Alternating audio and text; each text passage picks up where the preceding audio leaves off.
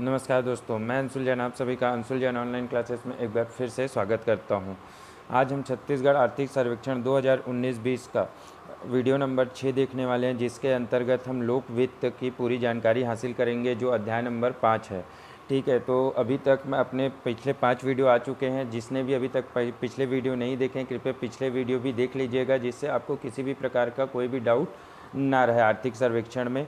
तो चलिए हम आज अपना लेक्चर स्टार्ट करते हैं, लेकिन उसके पहले जो हमारे चैनल से नए जुड़ रहे हैं, कृपया हमारे चैनल सब्सक्राइब कर लीजिए और बेल आइकन पर क्लिक कर दीजिए, जिससे आने वाले वीडियोस के नोटिफिकेशन आप तक पहुंचते रहें। और अगर आपको वीडियो अच्छा लगता है तो लाइक एंड शेयर ज़रूर कीजिएगा, क्योंकि आपके लाइक एंड शेयर से ही हमें अच्छे वीडियोस बनाने का मोटिवेशन प्राप्त होता है। तो चलिए हम आज अपना लेक्चर स्टार्ट करते हैं और देखते हैं लोक वित्त। तो दोस्तों, जो आज मैंने बताया, जैसा कि आप लोगों को आज हम लोग अध्याय नंबर 5 देखने वाले हैं, जिसके अंतर्गत हम लोक वित्त के बारे में जानकारी हासिल करेंगे। अब लोक वित्त में जो महत्वपूर्ण पॉइंट हैं, जो मुख्य बिंदु हैं, वो मैं आप लोगों को बता दूं कि वित्त वर्ष 2019-20 में कुल राजस्व प्राप्तियों में पिछले वर्ष की तुलना में 7.72% की वृद्धि अनुमानित है। मोस्ट ऑफ द टाइम आप लोगों को एक चीज़ बता रहा हूँ कि जो क्वेश्चंस बनते हैं वो लोक वित्त से ही बनते हैं। ठीक है, ज़्यादातर क्वेश्चन कहाँ से बनते हैं? लोक वित्त से ही बनते हैं। तो ये जो टॉपिक है ये बहुत ही अपने लिए इम्पॉर्टेंट है, बहुत ज़्यादा इम्पॉर्टेंट है, क्योंकि यहाँ से क्वेश्चन बनने के चांसेस सबसे ज़्यादा होते हैं। तो इसमें जो पहला पॉइंट है दोस्तों, वित्त वर्ष 2019-20 में कुल राजस्व प्राप्तियों में पिछले वर्ष की तुलना में 7.72% वृद्धि अनुमानित है। कितनी वृद्धि अनुमानित है? 7.72% की वृद्धि अनुमानित है पिछले वर्ष की तुलना में। ठीक है, अब अगला देखते हैं। वित्तीय वर्ष 2019-20 में कुल राजस्व में 9.5% वृद्धि अनुमानित है। ये कुल कर राजस्व में 9.55%। अब आप लोगों को बता दूं कि जो राजस्व प्राप्तियां होती हैं, राजस्व प्राप्तियां जो होती है वो दो टाइप की होती हैं। ठीक है, ये राजस्व प्राप्तियां ये कितने टाइप की होती हैं? दो टाइप की होती है। पहला होते हैं कर राजस्व प्राप्तियां और दूसरा होता है गैर कर राजस्व प्राप्तियां। राजस्व प्राप्तियां कितनी टाइप की होती है? दो टाइप की, कर राजस्व प्राप्तियां और गैर कर राजस्व प्राप्तियां। तो इसमें जो कर राजस्व प्राप्ति है, वित्तीय वर्ष 2019-20 में कुल कर राजस्व में 9.55% की वृद्धि दर्ज की गई है। ठीक है, साथ ही साथ क्या बोल रहे हैं, जो पिछले वर्ष की तुलना, पिछले वर्ष कितना थी? 14.18% थी। अर्थात जो कर राजस्व में पिछले वर्ष कितनी वृद्धि हुई थी? 2018-19 में इसकी वृद्धि थी, वृद्धि दर थी 14.18%। कितनी थी? 14.18%। जबकि 2019-20 में कर राजस्व में जो वृद्धि है वो कितनी है? 9.55%। कितनी है? 9.55%। ठीक है दोस्तों, आगे देखते हैं।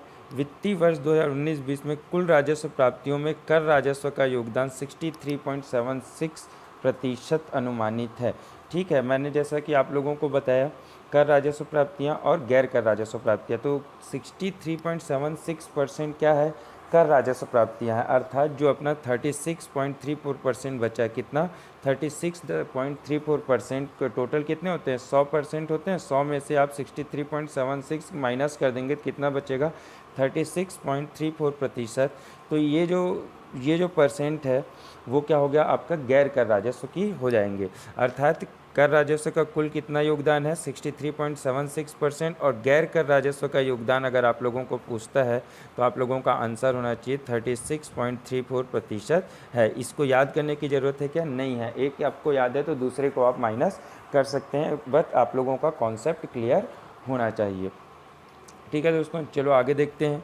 आगे क्या है? गैर कर राजस्व प्राप्तियों में प्रमुख योगदान केंद्रीय सरकार से प्राप्त सहायक अनुदानों का। ये question most of the time पूछा जाता है कि किसका योगदान सबसे ज़्यादा है। तो किसका योगदान सबसे ज़्यादा है? गैर कर राजस्व प्राप्तियों में।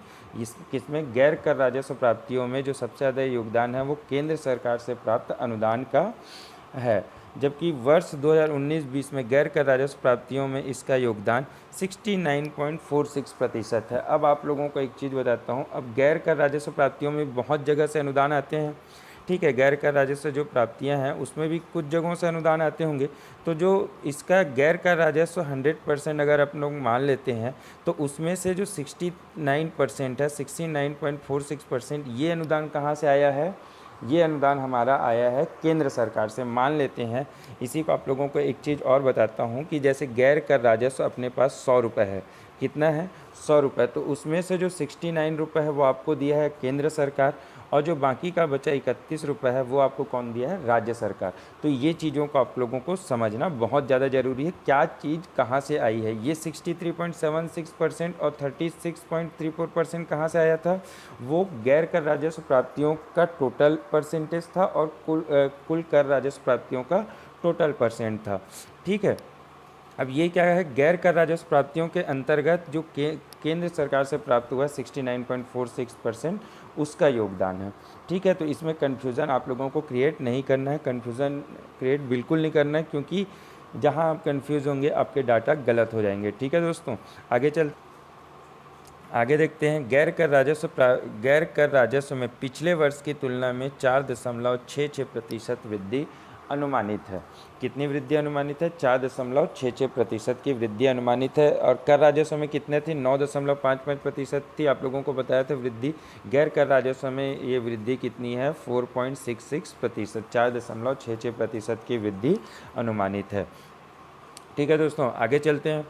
कर राजस्व में अब देखते हैं, इसमें अलग से टॉपिक लिए हैं अपन, कौन सा, कर राजस्व। तो कर राजस्व में जो टॉपिक है उसमें सबसे पहले 2019-20 में कुल कर राजस्व में 9.55% की वृद्धि अनुमानित है। ये मैंने आप लोगों को पिछले उसमें बता दिया था मुख्य बिंदु में। साथ ही इसमें लिखा है 2018-19 में वृद्धि दर 14.18% थी। ये भी आप लोगों को उसमें बताया था कि पिछले वर्ष कितना थी, 14.18% थी। दोनों को आप लोगों को याद रखना है। 2011-12 से 2019-20 तक कर राजस्व में औसतन वृद्धि 14.96%, अर्थात जो पिछले 10 साल की औसतन वृद्धि है, 9 साल की औसतन वृद्धि, वो कितना है, 14.96%। ये याद या रखने योग्य है, ये आपको कहीं नहीं मिलेगा दोस्तों। मैं आप लोगों को बता रहा हूँ चीज़ें, तो आप लोग ध्यान से इसको पढ़िएगा। जो कर राजस्व में वृद्धि है, औसतन वृद्धि कितना है, 14.96% की औसतन वृद्धि दर्ज की गई है। ठीक है, कितने की वृद्धि दर्ज की गई है, 14.96% की औसतन वृद्धि। तो चलिए अब आगे चलते हैं और देखते हैं आगे की चीज़ें। अब इसके बाद जो दोस्तों कर राजस्व हम लोग देख रहे थे, तो कर राजस्व में, कुल कर राजस्व में स्वयं के कर राजस्व का प्रतिशत।